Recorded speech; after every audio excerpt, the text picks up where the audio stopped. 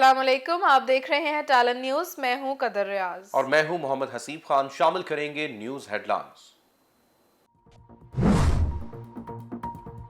وزیر اعظم کی زیر صدارت اعلیٰ سطح کا اجلاس۔ عمران خان کا بلوچستان کے ترقیاتی منصوبوں میں سست روی پر اظہار برہمی۔ تربت ایئرپورٹ کو جلد مکمل کرنے اور گوادر تربت میں 2 نرسنگ کالجز جلد از جلد تعمیر کرنے کا حکم۔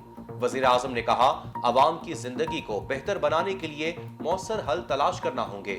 جنوبی بلوچستان کے ترقیاتی پیکج پر پیش رفت کا جائزہ لیا گیا۔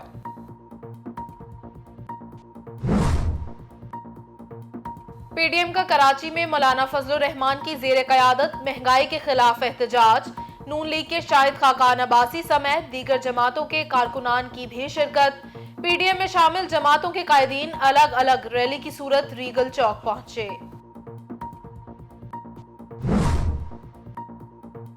خیبر پختونخوا کے وزیر اعلیٰ نے بھی مہنگائی کا اعتراف کر لیا۔ کرک جلسے سے خطاب میں وزیر اعلیٰ محمود خان نے کہا، ماضی کی حکومتوں نے اربوں ڈالر کا قرض لیا، وہ کون واپس کرے گا؟ کورونا میں امریکہ اور برطانیہ کی معیشت بیٹھ گئی۔ سخت حالات میں عمران خان کا ساتھ دینا ہوگا۔ سیاسی مخالفین پر تنقید کرتے ہوئے محمود خان کا کہنا تھا کہ ہم اسپن یار ولی نہیں جو مشکل وقت میں ہیلی کاپٹر میں بیٹھ کر بھاگ جائیں۔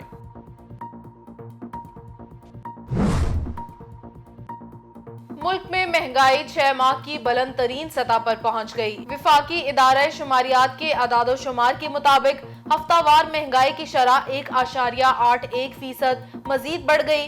ٹماٹر، گھی، انڈے، پیاز سمیت 30 اشیاء ضروریہ مہنگی ہوئیں۔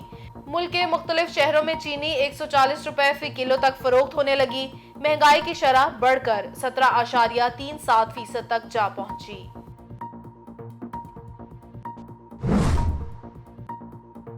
مسلم لیگ کاف بھی حکومت سے نالاں۔ چودھری پرویز الہی کہتے ہیں، پنجاب حکومت کارکنوں کے ساتھ ناروا سلوک کر رہی ہے۔ 3 سال سے ہم وفاق اور صوبے میں مکمل ساتھ نبھا رہے ہیں، لیکن وہ نہیں نبھا رہے۔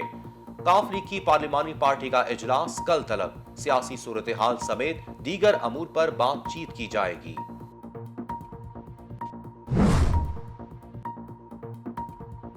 وزیر اعلیٰ پنجاب کا مسلم لیگ کاف کے تحفظات پر رد عمل۔ کہا، ہمیشہ اتحادیوں کے ساتھ مل کر چلنے کی پالیسی اختیار کی۔ پنجاب میں کبھی سولو پالیسی اختیار کرنے پر عمل نہیں کیا۔ اگر اتحادیوں کے کوئی تحفظات ہوئے تو انہیں دور کریں گے۔ ورکنگ ریلیشن شپ مزید بہتر بنائیں گے۔ پرویز الہی کی زیر صدارت کاف لیگ کی سینٹرل کمیٹی کا اجلاس آج ہوگا۔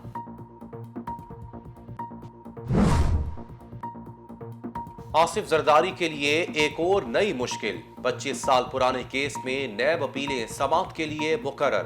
اسلام آباد ہائی کورٹ نے سابق صدر کے خلاف اور سس ٹریکٹر اور ARY گولڈ ریفرنسز میں نیب اپیلیں مقرر کی۔ چیف جسٹس اطہر معین اللہ اور جسٹس عامر فاروق پر مشتمل بینچ سماعت کرے گا۔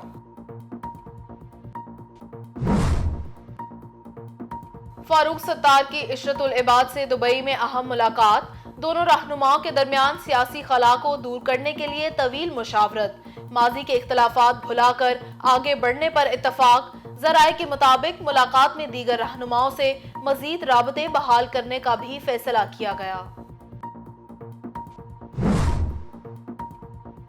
باجوڑ کی تحصیل سالارزئی کے علاقے راگان میں ڈیم پر معمور پولیس اہلکاروں پر ریموٹ کنٹرول بم دھماکہ۔ 2 پولیس اہلکار شہید۔ سیکیورٹی فورسز نے علاقے کو گھیرے میں لے کر سرچ آپریشن شروع کر دیا۔ کوئٹہ کے علاقے نواکلی میں بھی دہشت گردوں کا سیکیورٹی فورسز پر حملہ۔ ایگل اسکواڈ کے 2 اہلکاروں سمیت 6 افراد زخمی۔ پولیس کے مطابق دھماکہ خیز مواد موٹر سائیکل میں نصب تھا۔ پنجاب میں فضائی آلودگی میں مسلسل اضافہ۔ لاہور دنیا کے آلودہ ترین شہروں میں آج بھی دوسرے نمبر پر۔ کراچی 9ویں نمبر پر آ گیا۔ فضائی آلودگی ماپنے والے عالمی ادارے کے مطابق آج لاہور کا ایئر کوالٹی انڈیکس 336 ہے۔ پنجاب میں نزلہ، زکام سمیت دیگر بیماریاں پھیلنے کا خدشہ۔ طبی ماہرین کی شہریوں کو ماسک اور گلاسز کے استعمال کی ہدایت۔ ناسا نے پاکستان اور بھارت میں فصلوں کو جلائے جانے کی سیٹلائٹ تصاویر جاری کر دیں۔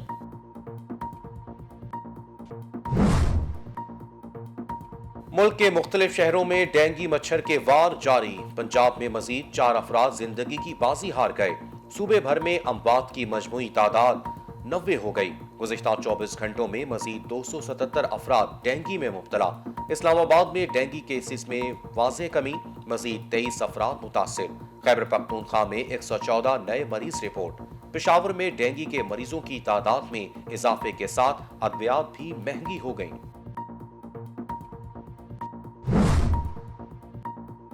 الیکشن کمیشن نے وزارت سائنس سے ای وی ایم پر 15 نومبر کو بریفنگ طلب کر لی۔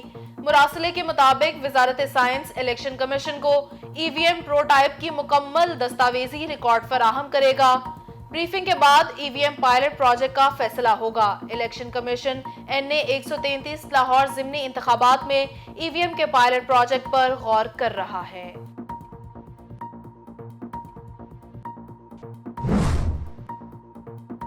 بابا گرو نانک کے جنم دن کی تقریبات میں شرکت کے لیے دنیا بھر سے 8000 سے زائد سکھ یاتری پاکستان آئیں گے۔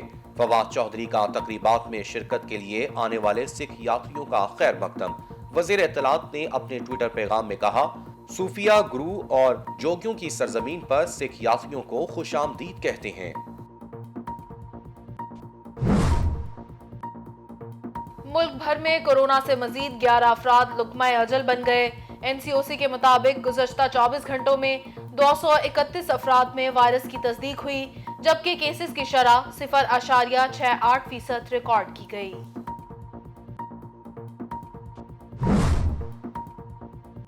ملک کے بالائی علاقوں میں سردی کی شدت میں اضافہ، کوئٹہ میں کم سے کم درجہ حرارت -2 ڈگری سینٹی گریڈ ریکارڈ کیا گیا۔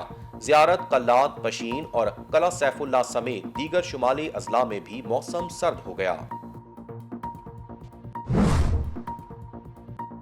پاکستان کی شوبز انڈسٹری کا ایک اور درخشاں باب بند، ٹی وی کے سینئر اداکار سہیل اصغر انتقال کر گئے۔ سہیل اصغر کچھ عرصے سے بیمار تھے، 1.5 سال قبل بڑی آنت کا آپریشن بھی ہوا۔ اداکار کی نماز جنازہ کل نماز عصر کے بعد کراچی بحریہ ٹاؤن میں ادا کی جائے گی۔ سہیل اصغر کے مشہور ڈراموں میں چاند گرہن، خدا کی بستی، دکھ سکھ، حویلی، کاجل گھر، ریزہ ریزہ، پیاس اور دیگر ڈرامے شامل ہیں۔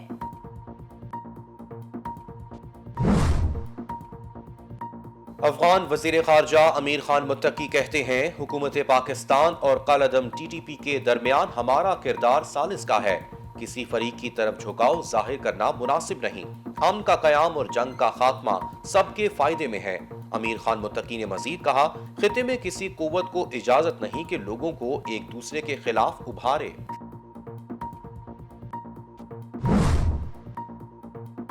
برف پگھلنے لگی، تعلقات بحال ہونے لگے، جو بائیڈن اور چینی صدر کے درمیان ملاقات طے، امریکہ اور چین کے صدور پیر کو ورچوئل ملاقات کریں گے، دونوں ممالک کے درمیان اختلافات، کشیدگی اور ممکنہ تعاون پر تبادلہ خیال ہوگا۔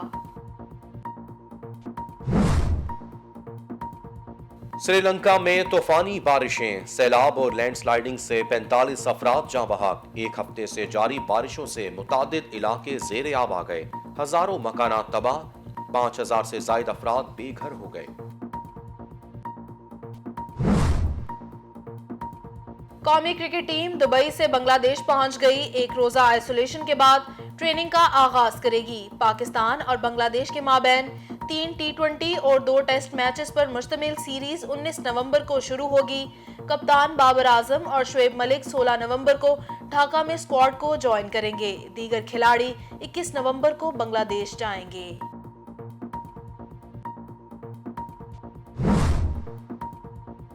سرکاری ٹی وی کے اینکر پرسن نعمان نیاز اور شعیب اختر کے درمیان صلح، نعمان نیاز نے شعیب اختر سے غیر مشروط معافی مانگ لی۔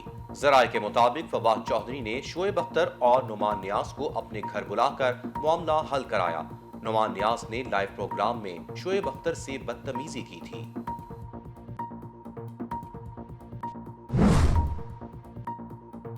امریکی گلوکارہ برٹنی سپیئرز کو آزادی مل گئی۔ برٹنی سپیئر 13 سال بعد والد کی سرپرستی سے آزاد۔ عدالتی فیصلے کے مطابق گلوکارہ کی کنزرویٹو شپ آج سے ختم ہو گئی۔ 2008 میں برٹنی سپیئرز کے ذہنی دباؤ کا شکار ہونے پر عدالت نے ان کے والد کو ساری جائیداد اور کمائی کا مختار بنا دیا تھا۔